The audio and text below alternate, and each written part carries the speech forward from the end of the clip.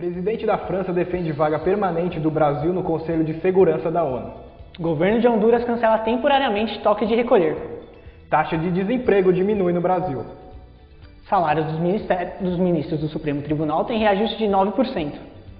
Nova vacina contra a AIDS apresenta bons resultados. Novos acidentes com aviões de pequeno porte. Na África, um deles caiu sobre uma escola.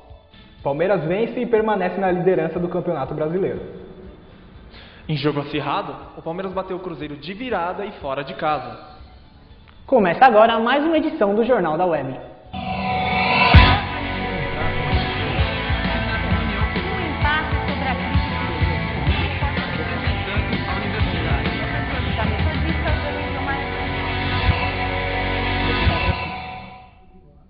Começou hoje a greve dos bancários em todos os estados do Brasil. A decisão foi tomada em assembleia ontem à noite, com cerca de 1.500 trabalhadores. Dejane Rocha tem mais informações. Boa tarde, Thiago. Até agora, 7 estados aderiram à paralisação que começou hoje pela manhã. Os bancários reivindicam por um aumento de 10% de seus salários, mas proteção aos seus empregos. Segundo a Federação Nacional dos Bancos, foi oferecido um reajuste de 4,5% nos salários, o que foi recusado pelo sindicato. A greve será por tempo indeterminado. Dejane Rocha para o Jornal da Web. Os funcionários dos Correios têm esta tarde uma reunião de conciliação no Tribunal Superior do Trabalho. Os grevistas querem 41,03% de reposição salarial, além de um acréscimo imediato de R$ 300 ao piso da categoria. O salário passaria de R$ 640 para R$ 940. Os funcionários estão em greve desde o último dia 16. A Comissão de Constituição e Justiça do Senado aprovou um reajuste salarial de quase 9% para os ministros do Supremo Tribunal Federal e para o Procurador-Geral da República. O salário dos magistrados vai para R$ 26.700, um aumento de R$ 2.200. Com a decisão, os salários dos ministros dos outros tribunais superiores também são reajustados por tabela. A proposta inicial previa um aumento de 14%. O reajuste estabelecido representa um custo extra anual de R$ 283 milhões para os cofres públicos. A taxa de desemprego no Brasil ficou em 8,1% da população economicamente ativa em agosto, segundo divulgou hoje o IBGE. O resultado teve uma leve alta em relação aos 8% verificados em julho. O número interrompe uma sequência de 4 meses seguidos de queda. O mercado esperava que a taxa de desemprego ficasse em 8% em agosto. Entre os setores analisados pelo IBGE, o desemprego na indústria subiu 3,9% na comparação com julho, mas caiu em relação a agosto de 2008. Anderson Figo para o Jornal da Web. E o Debrando Pascoal é condenado a 18 anos de prisão por assassinato no Acre.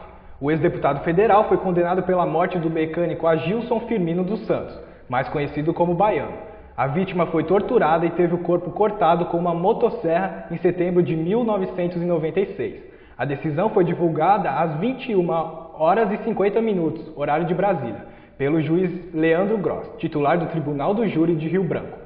O juiz absolveu Adão Libório e Alex Barros, que também eram acusados pela morte do mecânico. O presidente da França, Nicolas Sarkozy, defendeu vaga permanente do Brasil no Conselho de Segurança da ONU. O pedido foi feito no discurso desta quarta-feira na Assembleia Geral. Mais informações com a repórter Patrícia Macedo.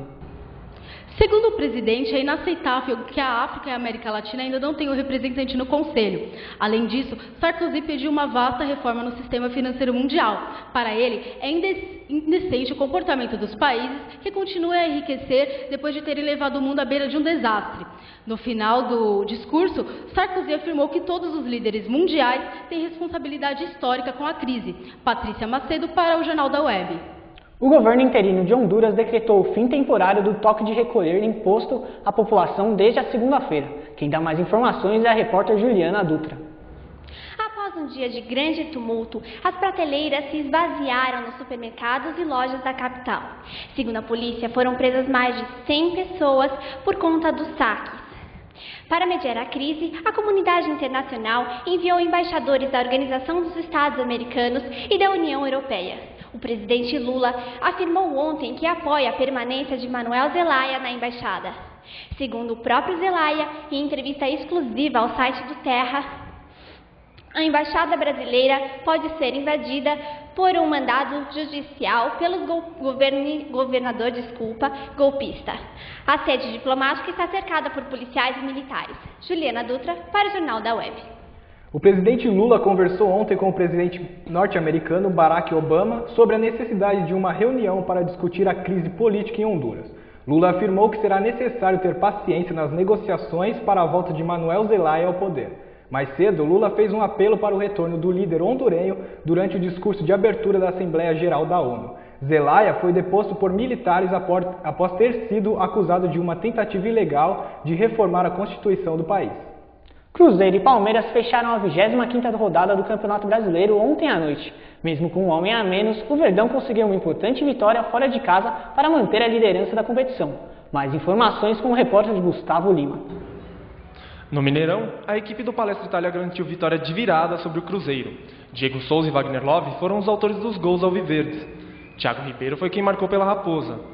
Aos 30 minutos do segundo tempo, o atacante Kleber saiu vaiado pela torcida cruzeirense. Com o resultado, o Palmeiras é líder isolado do campeonato, a 3 pontos do São Paulo. Gustavo Lima, para o Jornal da Web. As meninas do basquete brasileiro estrearam com vitória na Copa América, disputada em Cuiabá. A seleção verde-amarela atropelou o time de Porto Rico por 78-34. O destaque da partida foi Adrianinha, com 18 pontos, 9 rebotes e 5 assistências. O próximo adversário do Brasil é a República Dominicana. Caso vença o jogo de hoje à noite, a seleção garante vaga nas semifinais do torneio. O arquiteto Oscar Niemeyer deu entrada por volta das 8 horas da noite de ontem no Hospital Samaritano, na zona sul do Rio de Janeiro. Segundo a assessoria do hospital, Niemeyer, que tem 101 anos de idade, foi internado para fazer exames de rotina e, apesar de ainda não ter previsão de alta, passa bem. Uma nova vacina contra a AIDS testada na Tailândia apresentou resultados positivos no combate à doença. Emília Ribeiro. A vacina conhecida como RV114 combina 2 imunizantes que já haviam fracassado. O estudo foi realizado com cerca de 16 mil voluntários por 3 anos. Ficou comprovado que a taxa de infecção caiu em 31%. Segundo o Instituto Nacional de Doenças Alérgicas Infectuosas, é muito difícil que um cientista consiga licenciar uma vacina que não tenha 70% de eficácia. Por isso, os estudos com as amostras de sangue serão direcionados a essa melhoria. Segundo a Organização Mundial de Saúde, a vacina foi considerada promissora e positiva. Emília Rebelo, para o Jornal da Web. 2 acidentes de avião de pequeno porte ocorreram nas últimas 24 horas. Piloto e passageiro morreram na queda de um avião em Goiás. O impacto destruiu a aeronave, mas a causa do acidente ainda não foi informada. Na África do Sul, um avião caiu no pátio de uma escola. 4 pessoas ficaram gravemente feridas.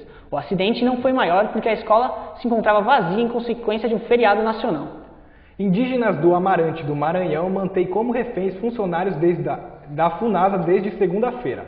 Ontem, os índios libertaram o motorista da empresa. Eles pedem por luz elétrica, melhores condições nas estradas que dão acesso às aldeias da região e atendimento médico. Mais informações com o repórter Felipe Diogo. Os índios de uma tribo da cidade de Amarante do Maranhão que fizeram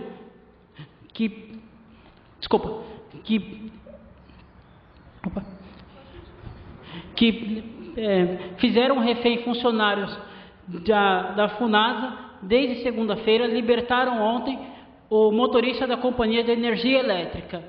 Os índios reivindicam posto de saúde, ambulância e a compra de remédios, além da instalação do programa Luz para Todos, em 16 aldeias da região. Felipe Diogo, para o Jornal da Web. Termina aqui mais um Jornal da Web. Mais informações do Brasil e do mundo na próxima edição.